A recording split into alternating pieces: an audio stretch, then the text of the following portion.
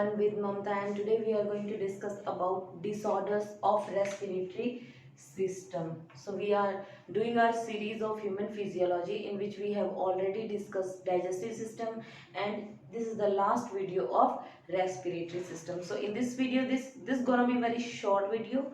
So we are going to discuss about disorders. बीमारियां क्या क्या होती है. So there are two kind of disorders. First one is occupational disorder, second one is general. जो occupational disorders हैं वो because of work.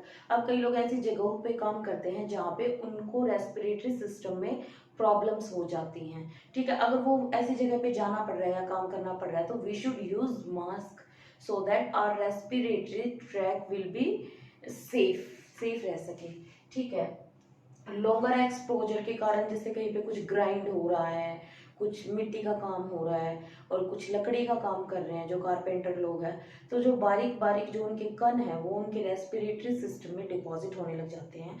आगे जाके फिर उनको बहुत बड़ी प्रॉब्लम क्रिएट कर सकते हैं. तो you should take care of that. Occupational disorders में आ जाते हैं एंथ्रोकोसिस. इसमें क्या होता है, कोल वर्कर्स के साथ प्रॉब्लम होती है. ये deposition of fibrous tissue into the lungs के अंदर फाइब्रस टिश्यू डेवलप होने लग जाता है और डिपोजिशन होने लग जाती है जिससे कि आगे उनको ब्रीदिंग में डिफिकल्टीज होती हैं. Second one is silicosis. Silicosis में क्या हो जाता है, लॉन्ग एक्सपोजर टू डस्ट. जो लंग्स है उनमें सिलिका के कंपोनेंट जो है वो डिपोजिट होने लग जाते हैं. सो लंग फाइब्रोसिस, इसमें क्या है, proliferation of fibrous connective tissue. जो लंग्स है हमारे वहां पर फाइब्रोसिस होने लग जाती है, यानी कि जो फाइब्रस कनेक्टिव टिश्यू है वो ज्यादा बनने लग जाता है और वहां पे डिपॉजिट हो जाता है जिससे क्या होता है कि जो आगे एक्सचेंज ऑफ गैसेस होती हैं उनमें प्रॉब्लम आती है. ठीक है, जो जनरल डिसऑर्डर्स है उनमें क्या आते हैं, ब्रोंकाइटिस. ब्रोंकाइटिस क्या है, इसमें क्या होता है, the permanent swelling of bronchioles and bronchi और ब्रोंक्यूल्स की परमानेंट स्वेलिंग हो जाती है जिससे क्या हो जाता है, कफिंग होती है. ओके, म्यूकस होता है वो जो कफ के साथ फिर बाहर निकलता है. ब्रोंकियल एस्थमा सबको पता है. ठीक है, difficulty in breathing, allergic attack of breathlessness आ जाती है. ठीक है, और जिसकी वजह से फिर पंप यूज करना पड़ता है. आई होप सबने देखा होगा पंप कैसा होता है, पिक्चरों में भी काफी यूज किया जाता है और जनरली आजकल तो बहुत ज्यादा होने लग गया है एस्थमा, तो हमें वैसे भी किसी के हाथ में देखने को मिल जाता है.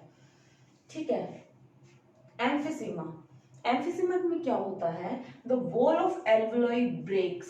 जो एल्वियोलाई की वॉल होती है वो ब्रेक हो जाती है जिससे क्या होता है, फिर result in the less surface area. जैसे ये एल्वियोलाई है, ये डक्ट है और ये एल्वियोलाई है, इसकी बहुत ही थिन मेम्ब्रेन होती है तो ये ब्रेक होने लग जाती है.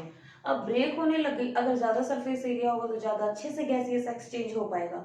अगर हमारे पास एरिया ही नहीं है तो हम गैसेस एक्सचेंज कहाँ से करेंगे, तो वो लेस हो जाता है जिससे फिर आगे बहुत बड़ी प्रॉब्लम हो जाती है. निमोनिया में क्या होता है, इन्फेक्शन और इन्फ्लामेशन ऑफ एल्वियोलाई. जो एल्वियोलाई होती है यानी कि यही स्ट्रक्चर, इसमें इन्फ्लामेशन हो जाता है. ठीक है, ये किसकी वजह से होता है, एक बैक्टीरिया की वजह से होता है, दैट इज स्ट्रेप्टोकोकस निमोनियाe. उसकी वजह से ये इन्फेक्शन होता है. लंग कैंसर में क्या होता है, ड्यू टू एक्सेसिव स्मोकिंग के कारण होता है ये. Increase growth of tissue is growing limitlessly. बहुत ज्यादा ग्रो करने लग जाता है जिससे क्या होगा, फिर वो अब ये ग्रो करेगा तो ये बड़ा होगा. इसके नीचे आपको पता है ब्लड कैपिलरी होती है, तो ये ग्रो होके मतलब स्पेस काफी ले लेगा जिससे कि ब्लड कैपिलरीज रप्चर हो जाएंगी. और अगर ये रप्चर हो गई तो यहाँ पे ब्लड लॉस होगा, ब्लड रिलीज हो जाएगा. ब्लड लॉस की वजह से, एक्सेसिव ब्लीडिंग की वजह से फिर डेथ हो जाती है. ड्यू टू एक्सेसिव स्मोकिंग होती है and capillaries ruptured and blood comes out of the capillaries. ठीक है, hay fever, allergic reaction of nasal lining. जो नेजल की लाइनिंग होती है, नोज की जो लाइनिंग होती है अंदर वाली, उसके ऊपर एलर्जिक रिएक्शन हो जाता है पोलन ग्रेन्स की वजह से.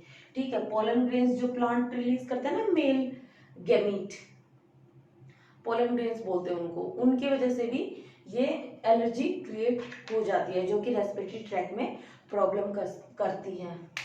So this is end of this video and this chapter, that is respiratory system. So stay tuned and please hit that like button and do subscribe my channel.